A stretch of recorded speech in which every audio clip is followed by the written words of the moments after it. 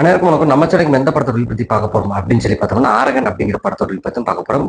நம்ம பாரதத்தில் சரி. அனைவருக்கும் வணக்கம். நம்ம சேனலுக்கு நம்ம ஆரகன் அப்படிங்கிற படத்தோட ரிவ்யூ பத்தி பார்க்க போறோம். எந்த படத்தோட ரிவ்யூ பார்க்க போய் நம்ம சேனல் புதுசா பார்க்குறீங்க சப்ஸ்கிரைப் பண்ணுங்க, லைக் பண்ணுங்க, கமெண்ட் பண்ணுங்க, ஃப்ரெண்ட்ஸுங்களும் அப்படியே ஷேரும் பண்ணுங்க. ஸோ ஆரகன் அப்படின்னு எடுத்தோம்னா இதில் யாரெல்லாம் நடிச்சிருக்காங்க அப்படின்னு பார்த்தோம்னா, இதில் வந்து பார்த்தோம்னா நம்ம மைக்கேல் தங்கதுரை நடிச்சிருக்காரு. இது கூட கவி பிரியா அப்படிங்கிறவங்களும் ரோல் பண்ணியிருக்காங்க.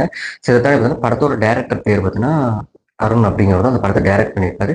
இந்த படம் தியேட்டர் ரிலீஸ் ஆகி ரொம்ப நாள் கழிச்சு ஒரு ஓடிடியில் ஆகான ரிலீஸ் ஆயிருக்கு. இந்த படத்தோட டியூரேஷன் டைம் 1 மணி நேரம் 44 நிமிஷம் தான் இந்த படத்தோட டியூரேஷன் டைம்.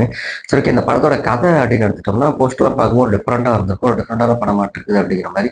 பட் எனக்கு அந்த படம் பார்த்து 10 நாள் ஆச்சு, டைம் கிடைக்கல. சரி, கையோட ரிவ்யூ போடலாம் அப்படின்னு தான் போட்டேன். சரி, இந்த படத்தோட கதை என்ன அப்படின்னு பார்த்தோம்னா, நம்ம ஹீரோ மைக்கேல் தங்கதுரையும் ஹீரோயின் கவிப்ரியாவும் 2 பேரும் ரொம்ப வருஷமா லவ் பண்ணிட்டு இருக்காங்க. கல்யாணம் பண்ணிக்கலாம் அப்படின்னு சொல்லி முடிவெல்லாம் எடுக்கிறாங்க. பட் இருந்தாலும் நான் கஷ்டப்பட்டு எங்கள் அப்பா கஷ்டப்பட்டு இந்த மாதிரிலாம் வந்து ஒரு நாள் சோத்துக்கே வழி இல்லைங்கிறப்ப கஷ்டப்பட்டு இந்த மாதிரி பிரச்சனை வந்துச்சு. பட் அது மாதிரி நம்ம கல்யாணம் பண்ணி நம்மளோட குழந்தைங்க பணத்தினால பிரச்சனை வரக்கூடாது.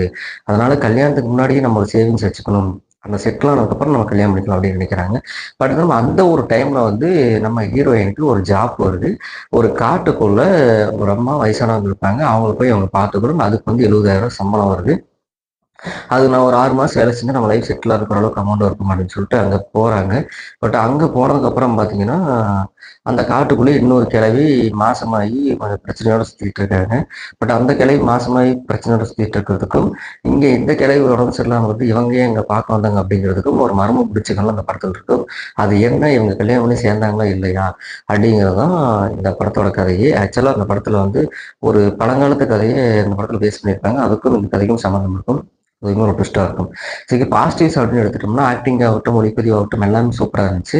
ஒரு டிஃப்ரெண்டான ஸ்டோரி. பட் இவங்க பட்ஜெட் இல்லாத காரணத்தினால அந்த படத்தை பெருசாக விளம்பரப்படுத்த முடியாமல் ஒரு சிம்பிளான ஒரு மேக்கிங்கில் படத்தை எடுத்து ரிலீஸ் பண்ணிட்டாங்க அப்படிங்கிற தோணுச்சு.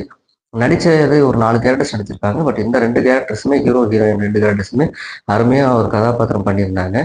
அதெல்லாம் பார்த்தோம்னா படத்தில் வந்து ஒரு பழங்காலத்து கதை ஒன்று சொல்லியிருப்பாங்க. ஒருத்தர் விசுவாசமாக இருந்து உயிரை காப்பாற்றி அவங்களுக்கு ஒரு வரத்தை கொடுத்து அந்த வரத்தை வந்து எந்த விஷயம் நீ பண்ணுற வரைக்கும் உனக்கு சாகா வரம் கிடைக்கும் அப்படின்னு சொல்லிட்டு. பட் அதுக்காக தான் வந்து இளமையாகவே இருக்கணும், சாகவும் கூடாது அப்படிங்கிறதுக்காக ஒரு விஷயம் பண்ணுவார். அந்த இடத்துல தான் இந்த ஹீரோயின் சிக்கிக்குவாங்க.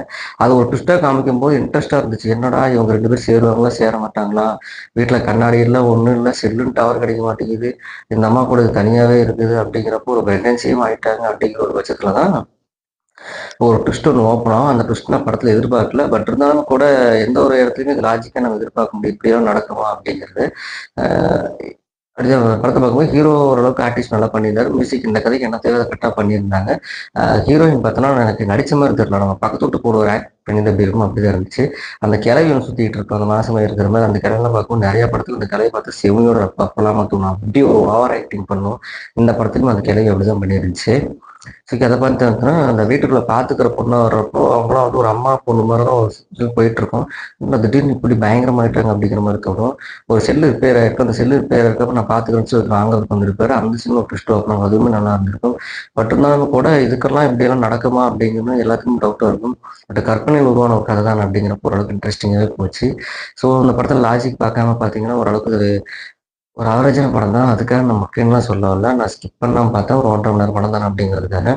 டைமண்ட்ஸ்லாம் பாருங்க, ஏன்னா நடிச்ச 2 நல்லா நடிச்சிருக்காங்க. ஒரு டிஃப்ரெண்டான ஸ்டோரி, ஒரு பட்ஜெட் இல்லாமல் படத்தங்க ரைட்டர் சொதப்பிருக்கலாம் அப்படிங்கிற மாதிரி எனக்கு தோணுச்சு. அதுவுமே பார்த்தோம்னா அந்த சீன்ஸை ஒரு கார்ட்டூனாக பொம்மையாக காட்டும்போது நல்லாவே இந்த படத்தில் காட்டியிருந்தாங்க.